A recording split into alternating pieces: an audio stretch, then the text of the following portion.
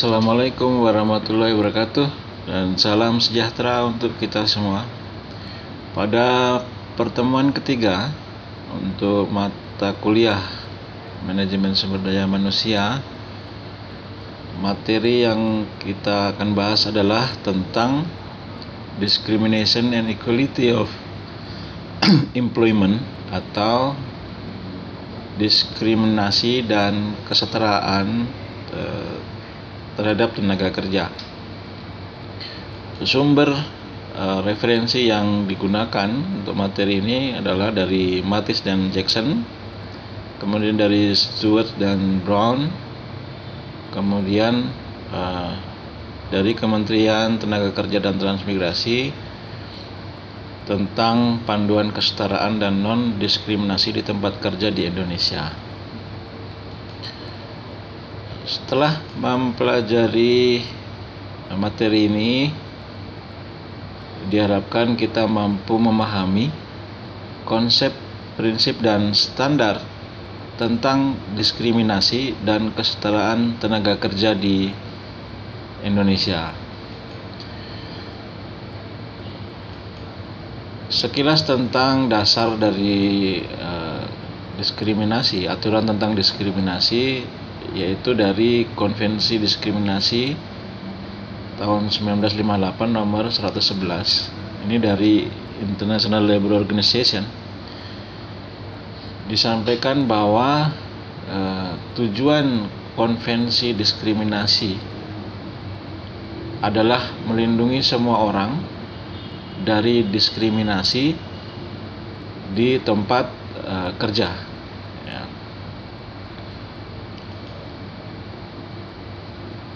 Jadi di sini ada poinnya adalah diskriminasi di tempat kerja. Jadi tidak hanya di Indonesia, ternyata di dunia pun memberi perhatian yang serius tentang adanya diskriminasi di tempat kerja. Konvensi ini melindungi tidak hanya orang-orang yang telah mendapatkan pekerjaan atau menjalankan jabatan, tetapi juga yang sedang mencari kerja, ya. Kemudian atau setelah mereka dapat atau kehilangan pekerjaan atau pensiun. Konvensi ini mencakup semua pekerjaan dan jabatan, baik di sektor publik atau pemerintahan maupun swasta, dan juga berlaku pula untuk usaha-usaha kecil dan perusahaan-perusahaan yang atau usaha-usaha yang informal, ya. Sehingga boleh dikatakan bahwa konvensi ini bertujuan untuk melindungi semua orang dalam perlakuan di tempat kerja. Di kawasan Asia Timur dan Tenggara itu sudah mulai diadopsi, ya, konvensi tadi di beberapa negara, termasuk di Indonesia. Ya, itu sudah diadopsi mulai tahun 1999, dan panduan terakhir yang diterbitkan oleh pemerintah melalui Kementerian Tenaga Kerja dan Transmigrasi yaitu tahun 2012 dengan menerbitkan panduan, ya, panduan tentang non-diskriminasi dan kesetaraan, ya.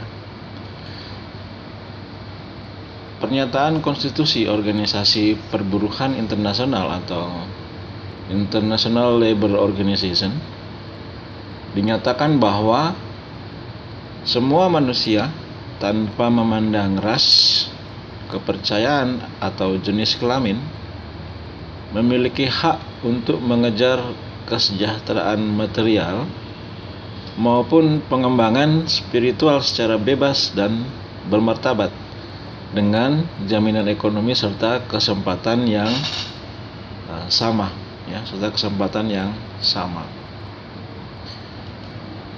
Prinsip-prinsip ini diartikulasikan sebagai hak-hak dasar setiap manusia, ya.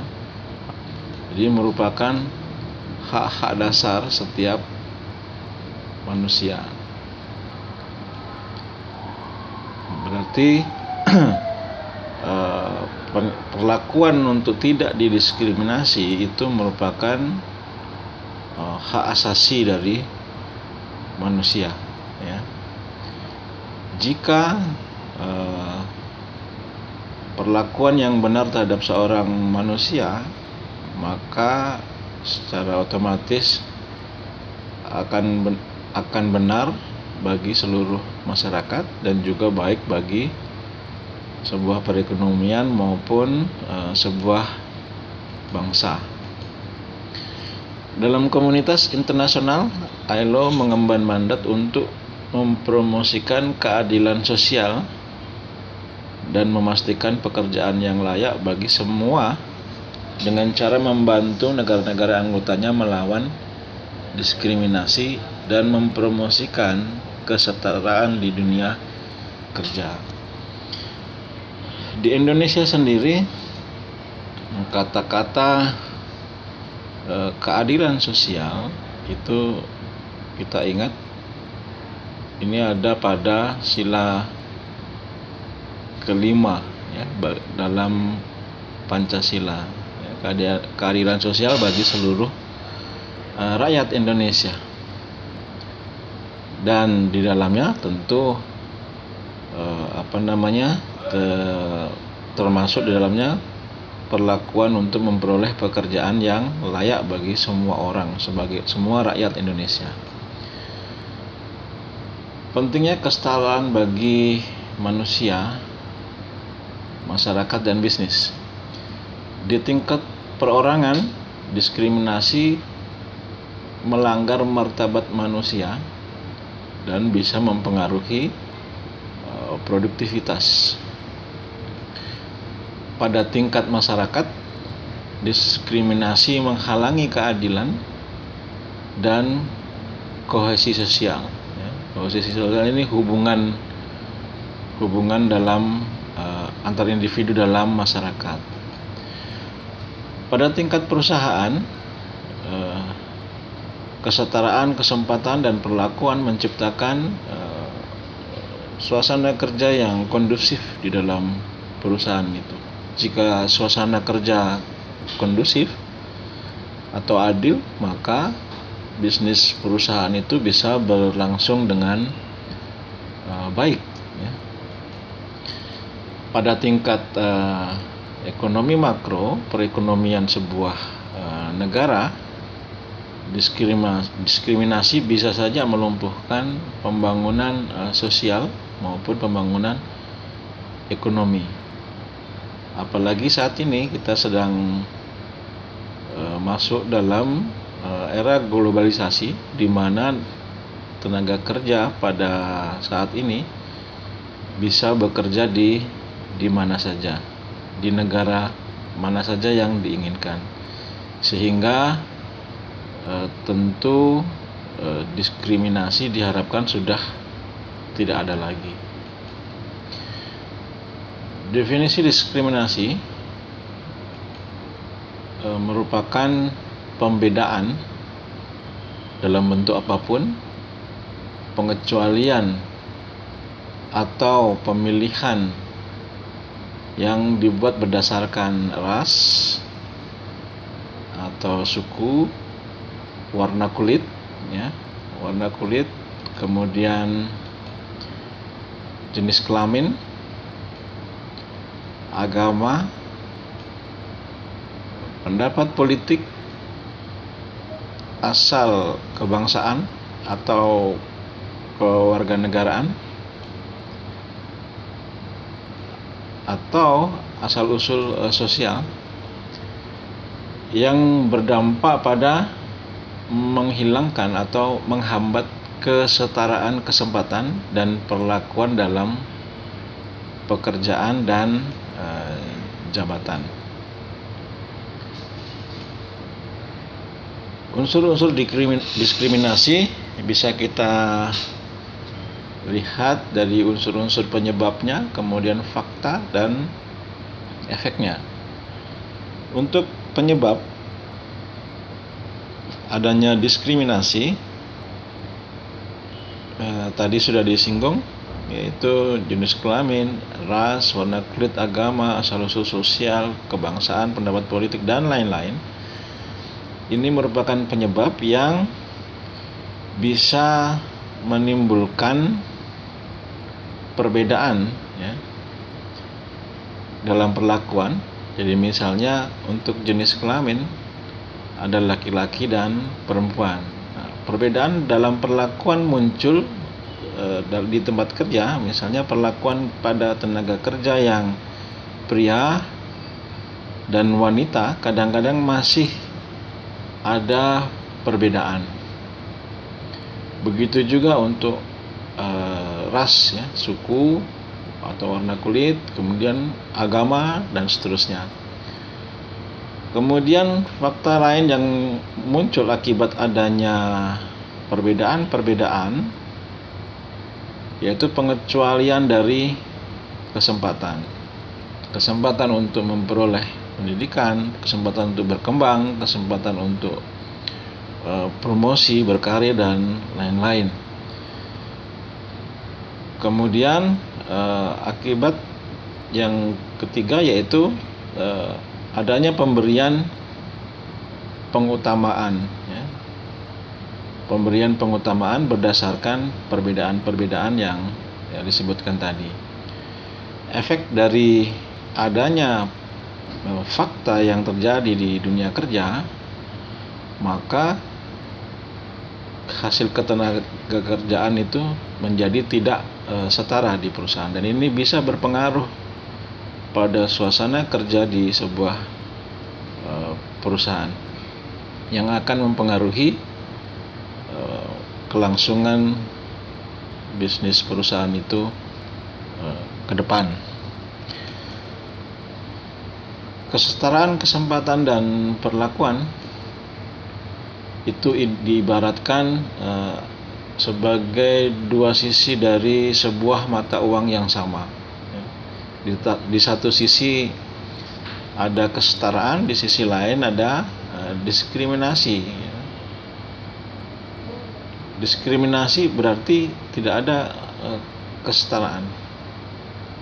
Kesetaraan di tempat kerja mewakili nilai dan prinsip mendasar yang memungkinkan para pekerja untuk memperoleh bagian kekayaan yang adil yang diperoleh berkat bantuan mereka. Jadi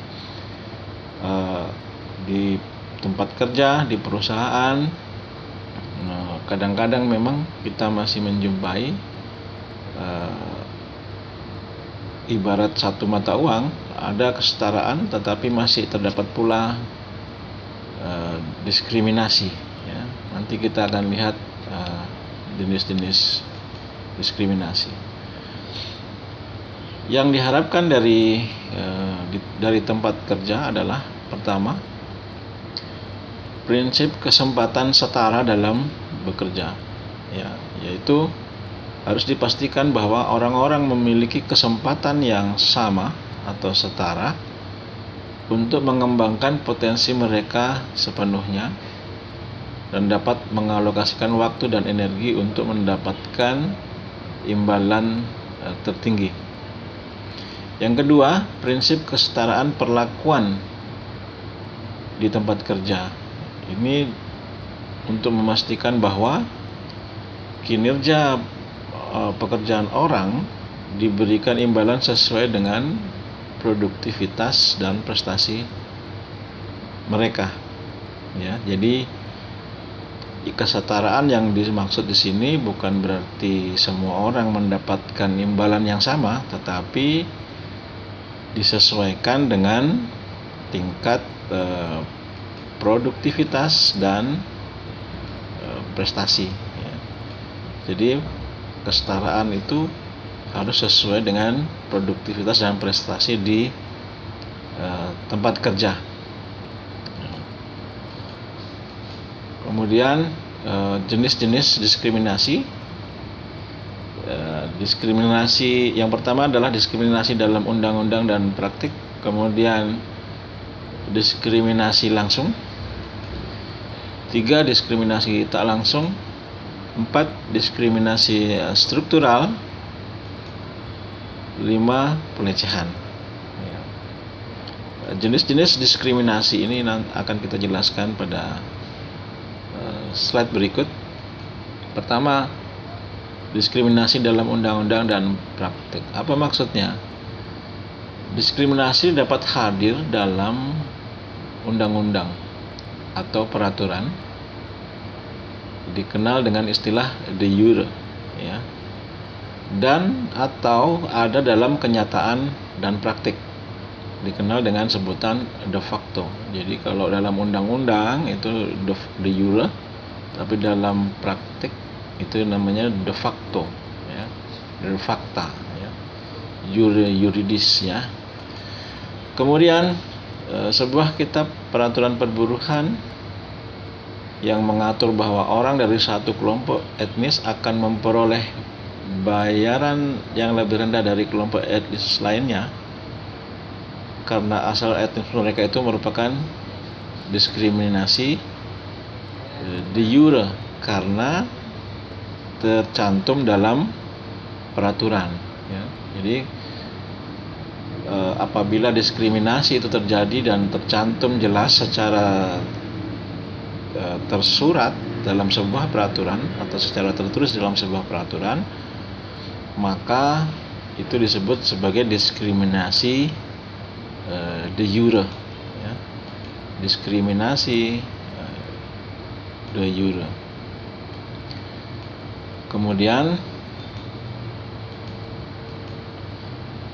sementara kalau praktik nyata dengan membayar orang dari kelompok etnis tertentu lebih besar dari kelompok etnis lainnya, meskipun tidak ada dalam peraturan, maka diskriminasi yang demikian disebut de facto, ya. Kenyataannya pada perusahaan-perusahaan dan juga di perusahaan di Indonesia banyak praktik-praktik seperti ini, ya, yang termasuk dalam diskriminasi de facto, karena kalau secara aturan tentu itu akan dilarang oleh pemerintah jika terdapat diskriminasi yang tertulis dalam peraturan-peraturan perusahaan. Yang berikut adalah diskriminasi langsung. Diskriminasi langsung timbul ketika suatu dasar diskriminasi yang dilarang secara terang-terangan digunakan untuk suatu perbedaan perlakuan terkait pekerjaan dalam undang-undang, peraturan, atau praktik. Misalnya, suatu undang-undang ketenagakerjaan mengatur bahwa pekerja migran dari pedesaan di kota akan menerima bayaran kurang dari pekerja yang merupakan penduduk kota, ya. Ini tentu merupakan tindakan diskriminasi langsung. Kemudian contoh lain, penciptaan kesempatan kerja yang berbeda bagi laki-laki dan perempuan saja, ya, atau bagi orang-orang yang menganut agama tertentu saja, itu juga merupakan diskriminasi langsung. Kemudian yang berikut adalah diskriminasi tak langsung. Diskriminasi tak langsung merujuk pada peraturan dan praktik yang terlihat netral, tetapi pada praktiknya berujung pada kondisi tidak menguntungkan yang dialami oleh orang-orang dari kelompok tertentu. Jadi kalau dilihat dari sini, maka bisa dikatakan yang diskriminasi langsung tadi adalah diskriminasi yang de jure, sedangkan diskriminasi tak langsung ini lebih kepada diskriminasi de facto, ya, tidak tertulis pada peraturan tapi kenyataannya terdapat diskriminasi, ya. Diskriminasi tak langsung bisa banyak macamnya. Misalnya ada persyaratan-persyaratan yang ditentukan oleh perusahaan terhadap karyawan, misalnya persyaratan tinggi badan, ya, cara berpakaian, kemudian kondisi jam kerja, ya, dan lain-lain, ya, yang mengakibatkan perlakuan-perlakuan yang diskriminasi. Kemudian yang keempat adalah diskriminasi struktural. Diskriminasi struktural itu merupakan diskriminasi, yaitu dengan melakukan atau memberikan perlakuan berbeda yang timbul dari tingkah laku seorang pengusaha individu dalam situasi tertentu pada waktu tertentu, ya. Akan tetapi seringkali diskriminasi tidak merupakan hal yang menyimpang dari biasanya atau pengecualian, timbul sebagai akibat dari tindakan terpisah dari seorang individu, pengusaha atau pekerja, tetapi merupakan fenomena yang sistematis, ya. Ada key pointnya adalah merupakan fenomena yang sistematis, telah sangat berakar, ya, dalam suatu organisasi, ya, dalam suatu fungsi-fungsi organisasi dan operasional di tempat kerja. Jadi ini sudah menjadi sebuah kalau masyarakat bilang rahasia umum lah bekerja di tempat itu seperti apa, gitu, ya. Efek dari diskriminasi yang seperti ini itu jauh lebih besar, ya, karena sudah bersifat menyeluruh dalam organisasi atau perusahaan, ya, karena kebijakan-kebijakan yang muncul itu akan terpengaruh oleh bentuk diskriminasi ini. Kemudian yang kelima adalah pelecehan atau harassment. Pelecehan merupakan bentuk diskriminasi jika berdasarkan salah satu dari dasar diskriminasi yang dilarang, seperti yang didefinisikan dalam konvensi atau legislasi nasional. Tindakan pelecehan, misalnya pelecehan fisik, ya, pelecehan fisik, contohnya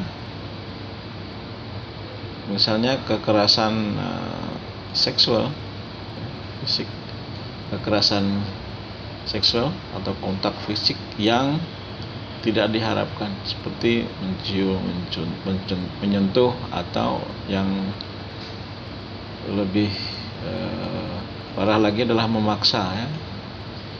Kemudian verbal, ya, contohnya berupa komentar, ya, lelucon yang kasar sehingga menyinggung perasaan orang, hinaan, dan atau bahasa-bahasa yang tidak pantas. Biasanya juga ada istilah anak gaul itu disebut membuli, ya, membuli. Kemudian yang berikut nonverbal, ya. Nonverbal itu dengan cara, contohnya ada memandang, ya. Maksudnya memandang ini memandang yang tidak baik, ya. Mengedipkan mata, bersiul, tingkah laku yang mengancam, ya, dan lain-lain. Ini banyak. Jadi bisa dikategorikan ke dalam 3 bentuk ini: pelecehan fisik, pelecehan verbal, dan pelecehan nonverbal. Tentu jika ada aktivitas pelecehan ini di sebuah perusahaan atau organisasi, akan mempengaruhi hubungan kerja antar satu karyawan dengan karyawan lain dan bisa mempengaruhi produktivitas dari karyawan, yang dapat mempengaruhi juga produktivitas dari perusahaan. Kemudian untuk bentuk-bentuk diskriminasi ada banyak bentuk, ya. Tadi kita sudah singgung di awal bahwa diskriminasi bisa terjadi dalam bentuk bermacam-macam, ya. Misalnya pendapat politik, ya. Pendapat politik pun itu juga bisa menimbulkan diskriminasi. Misalnya manajemen perusahaan menganut pendapat politik yang berbeda dengan karyawan, ya. Kadang-kadang bahkan pimpinan perusahaan mewajibkan karyawan untuk mengikuti pendapat politiknya. Nah, itulah bentuk diskriminasi juga. Kemudian kehamilan, ya. Bagi perempuan yang hamil itu perlakuan diskriminasi bisa muncul. Kemudian perlakuan terhadap karyawan-karyawan yang mempunyai tanggung jawab keluarga, ya. Kemudian anti serikat, misalnya karyawan mengikuti serikat pekerja dan sebagainya. Jika karyawan mengikuti serikat pekerja, maka biasanya perusahaan memberikan perlakuan yang berbeda terhadap si karyawan tersebut. Termasuk diskriminasi mengenai usia. Kadang-kadang perusahaan dalam menerima atau membuka lowongan pekerjaan memberi batasan usia, misalnya maksimal 30 tahun atau 35 tahun. Itu merupakan salah satu bentuk diskriminasi. Yang paling sering terjadi adalah kesehatan dan disabilitas, ya. Kalau kesehatan, bagi yang karyawan yang sakit-sakitan itu harus ada kesetaraan. Kemudian termasuk orang yang cacat, ya, disabilitas. Dan di beberapa negara sudah memperhatikan mengenai orientasi seksual, ya. Jika sebuah negara menganggap bahwa orientasi seksual itu tidak menjadi masalah atau tidak berpengaruh dalam pekerjaan, maka mereka tidak melakukan diskriminasi terhadap orientasi seksual yang berbeda. Namun di negara di bagian timur termasuk Indonesia, maka orientasi seksual yang diterapkan adalah yang sesuai dengan norma-norma budaya dan agama yang berlaku di negara tersebut, dan itu bisa dianggap sebagai diskriminasi.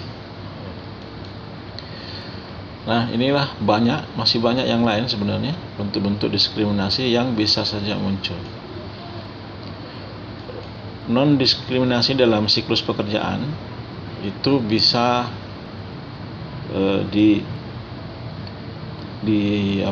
dilakukan mulai dari sebelum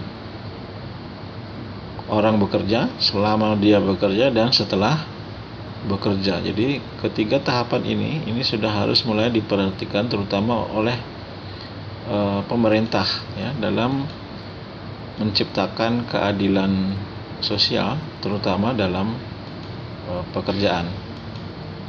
Yang pertama, akses terhadap pendidikan dan bimbingan dan pelatihan kejuruan.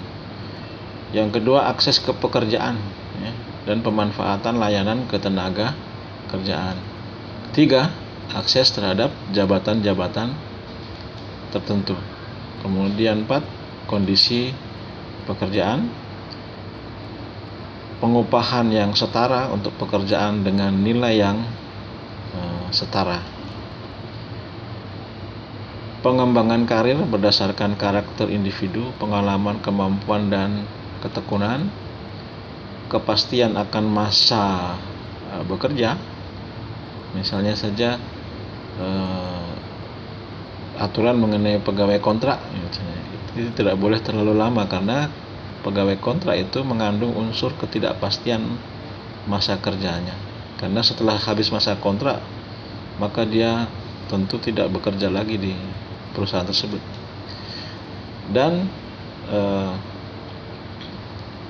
bagaimana setelah pensiun, apakah mendapat tunjangan pensiun atau dana pensiun dan seterusnya. Sehingga jika ini dilakukan oleh perusahaan melalui organisasi atau perusahaan yang ada, maka ini sudah merupakan tindakan-tindakan yang bisa menghapus tindak diskriminasi dalam siklus pekerjaan, dari mulai sebelum memperoleh pekerjaan, selama bekerja, dan setelah bekerja. Nah, itulah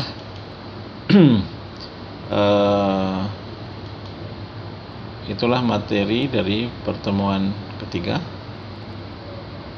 Sampai ketemu di pertemuan selanjutnya. Terima kasih. Assalamualaikum warahmatullahi wabarakatuh. Salam sejahtera untuk kita semua.